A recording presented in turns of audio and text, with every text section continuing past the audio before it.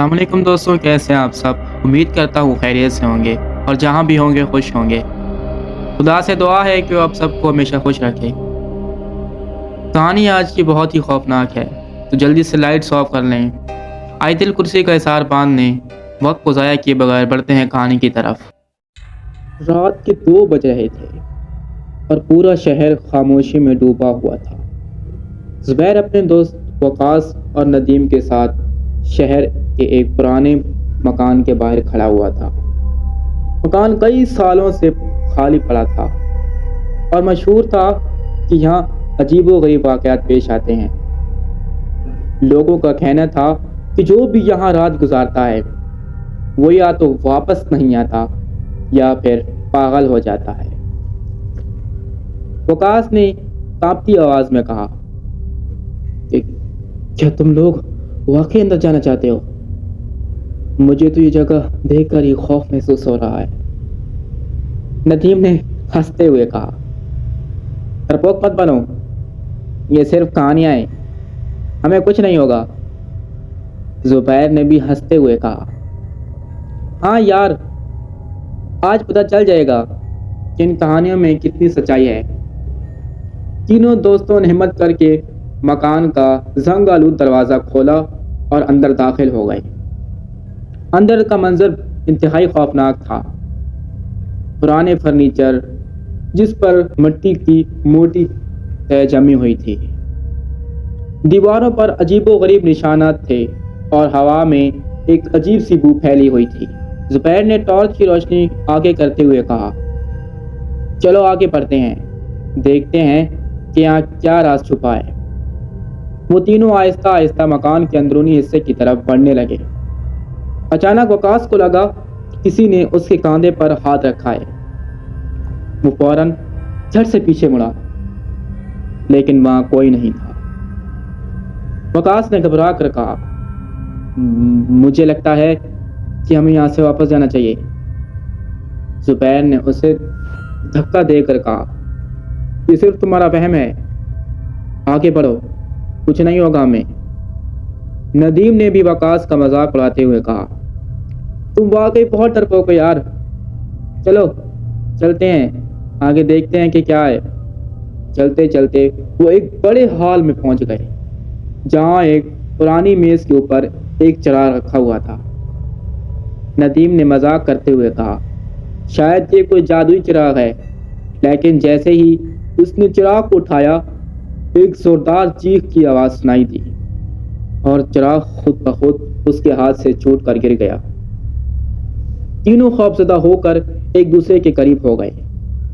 زبیر کانپتی آواز میں کہا، یہ آواز کہاں سے آئی تھی؟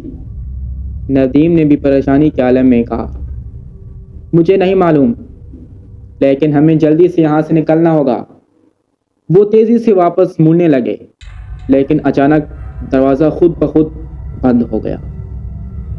وقاص نے دروازہ کھولنے کی خوب کوشش کی، لیکن وہ نہ کھلا۔ ندیم نے گھبرا کر کہا، ہم پھنس چکے ہیں۔ زبیر نے کہا، پریشان مت ہو، ہمیں کوئی نہ کوئی راستہ تلاش کرنا ہوگا۔ وہ تینوں مکان کے دوسرے حصے کی طرف بڑھنے لگے۔ چلتے چلتے انہیں ایک سیڑھی نظر آئی جو تہ خانے کی طرف جا رہی تھی۔ زبیر نے کہا، شاید نیچے سے کوئی راستہ مل جائے، چلو دیکھتے ہیں۔ وقاص نے بھی ڈرتے ہوئے اور ہچکچاتی آواز میں کہا، تمہیں لگتا ہے کہ یہ اچھا خیال ہے؟ پھر زبیر نے کہا، ہمارے پاس کوئی اور راستہ نہیں، یہیں سے جانا ہوگا۔ وہ تینوں سیڑھیوں سے نیچے اترتے گئے۔ تہ خانے کا منظر اس سے بھی زیادہ خوفناک تھا جو منظر وہ پیچھے دیکھ کر آئے تھے۔ دیواروں پر خون جیسے نشانات تھے اور فرش پر جگہ جگہ ٹوٹی ہوئی ہڈیاں بکھری ہوئی تھیں۔ وقاص نے گھبرا کر کہا، یہ جگہ تو واقعی خوفناک ہے۔ زبیر نے کہا، چلو جلدی کرو، بس ہمیں یہاں سے نکلنا ہے، آگے پیچھے کہیں بھی مت دیکھنا۔ چلتے چلتے انہیں تہ خانے کے ایک کونے میں ایک چھوٹا سا دروازہ نظر آیا۔ ندیم نے کہا، شاید یہ دروازہ باہر نکلنے کا راستہ ہو۔ زبیر نے دروازہ کھولا تو ان کی حیرت کی انتہا نہ رہی۔ دروازے کے پیچھے ایک خفیہ کمرہ تھا جس میں قدیم کتابیں اور عجیب و غریب اشیاء رکھی ہوئی تھیں۔ ندیم نے ایک کتاب اٹھا کر دیکھی تو اس پر ایک پراسرار زبان میں کوئی جملہ لکھا ہوا تھا۔ زبیر نے ڈرتے ہوئے کہا، یہ کتاب شاید کسی جادوگر یا کسی اور چیز کی ہے۔ وقاص نے گھبرا کر کہا، ہمیں ان چیزوں کو ہاتھ نہیں لگانا چاہیے، چلو جلدی سے نکلو یہاں سے۔ لیکن جیسے ہی وہ دروازے سے باہر نکلنے لگے، اچانک ایک زوردار آواز آئی اور پورا تہخانہ لرزنے لگا۔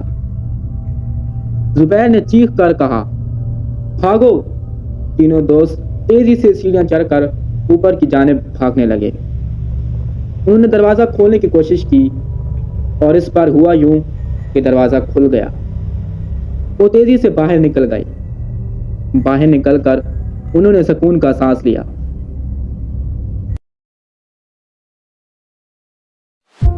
دوستوں امید کرتا ہوں آج کی کہانی آپ کو اچھی لگی ہوگی۔ اگر کہانی اچھی لگے تو ویڈیو کو لائک کریں، چینل کو سبسکرائب کرنا نہ بھولیں۔ میں ملوں گا آپ سے کسی اور انٹرسٹنگ سٹوری میں۔